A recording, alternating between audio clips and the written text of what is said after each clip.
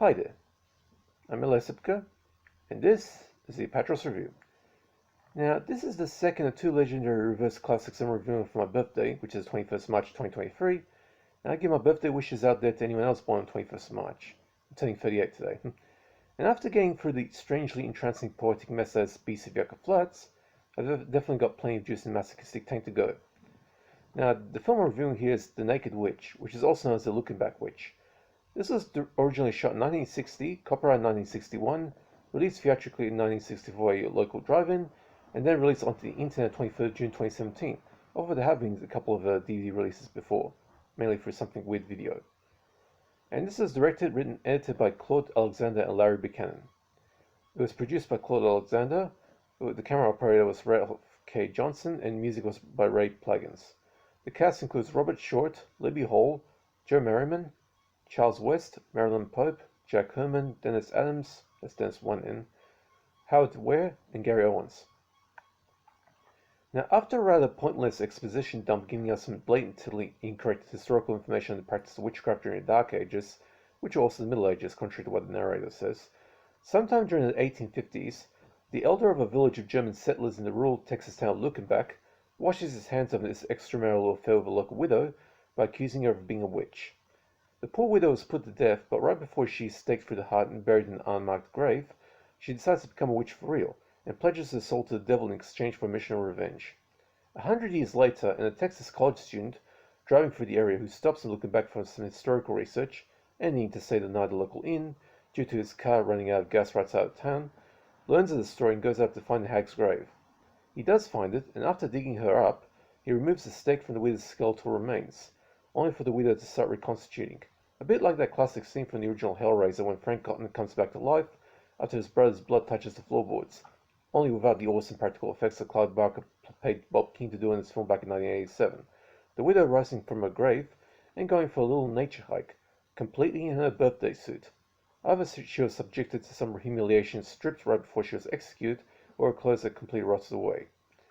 Wandering the fields with her tits and ass flopping in the wind, but covered with smudge on the film, as this was 1960, and nudity wasn't allowed thanks to the NPA, although you do get plenty of glimpses of boobs later on, the widow decides to go on the mission of revenge she was promised to do, although the student that accidentally resurrected her decides to put this genie back in her forever box.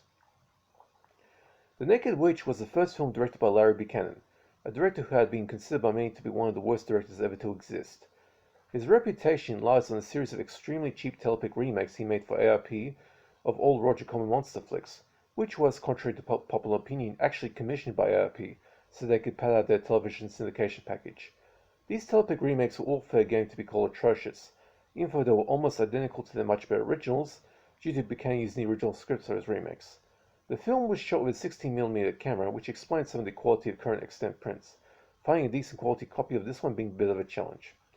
The film was financed by the owner of a drive-in cinema in Texas, who wanted to be able to screen a film that had loads of nudity, something that was highly frowned upon at the time. Despite the enthusiasm displayed by Libby Hall, a practicing nudist who was happy to spend a whole day running around the countryside of rural Texas, completely in her nice-looking birthday suit, half a day skiing dipping at a large pond, and another 2 days on actual sets, all on a small fee and a lot of excitement, the movie shows surprisingly little nudity, certainly not enough to satisfy a serious connoisseur of screen nudity, and the exception of Paul's perky little knockers during the skiing dipping scene, the crotch and ass are covered by smudges that Buchanan and Alexander placed on negative. If a completely uncensored version of this ever shows up, I'll be getting along to get a copy. This was Libby Hall's second and last film until 2015, when she did a role in the film Don't Look in the Basement 2, which was a sequel to an S.F. Brownrigg film from the 1970s, mounted by his son Tony Brownrigg. And S.F. Brownrigg actually did do some production work on this film as well. There is some confusion between film fans over this game mixed with Andy Milligan's 1967 feature The Naked Temptress, which was originally called Naked Witch, but Claude Alexander managed to get that film's title changed by the distributor. In any case, the Andy Milligan film is currently considered lost, so if you do track down a film called Naked Witch, this one is what you're most likely getting. This was a massive hit at the drive-in, as plenty of horny filmgoers, probably hormone-ridden teenagers, flocked in their cars to see this, as The Naked Witch earned something like $80,000, a tenfold profit over its production budget of only $8,000. 10-to-1 profit, that's cool. This also launched Larry Buchanan's career and also was the first horror film he made.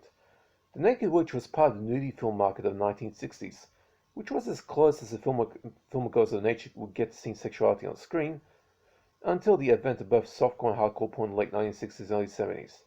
It is more significantly the very first film to feature a resurrected witch as a main plot device, predating even the likes of Mario Bava's Black Sunday and the British flick City of the Dead in terms of production date. That being said, the long narrated prologue about witchcraft that starts the film is grossly inaccurate with real history.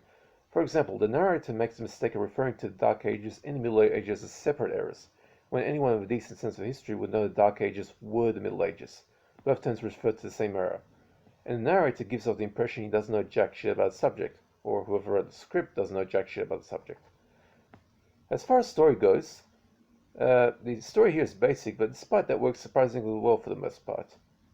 Despite the cheap jack production values and the pedestrian direction from Larry Buchanan and Claude Alexander. Given today's tolerances towards screen nudity, this would make for an excellent remake, and somebody was daring enough to try it today. Not too hard a job. While The Naked Witch isn't by any stretch a good movie per se, it is passably entertaining enough for the masochistic types, and while you never really get a good look at the Naked Witch's whole body, thanks to the smudges placed on the print, you do get to see her boobs, mainly during the skin dipping sequence, which at the very least was pretty full-on nudity as far as 1960 was concerned, even though this film was ultimately released in 1964. Now, there's almost no gore. Closest to gore this gets is the widow's remains, and I've already explained Libby Hall's nudity factor. Only her boobs get a clear view. The rest depends on how clear the print quality is, and if you manage to obtain a print without the smudges, which is at the moment extremely difficult, almost at the point being impossible, unless and until the original unaltered negatives get acquired by a restoration company. Until then, that's what you get. For all it is, I give The Naked Witch an AD-, which is at so bad it's passable grade. Bad but passably entertaining at the same time. Not quite the level of so bad it's good type of level. It is in the public domain so you can find it on the net easily. And that's it for The Naked Witch, the second birthday episode I'm doing for today. And by the way, this is an American film, just to let you know. Okay, hope you guys enjoyed that. If you have any questions or about films or DVDs, or even just put some birthday wishes, just hit me up in the comment section. I'll be happy to answer. Hope you guys are staying safe, take it easy, and see ya.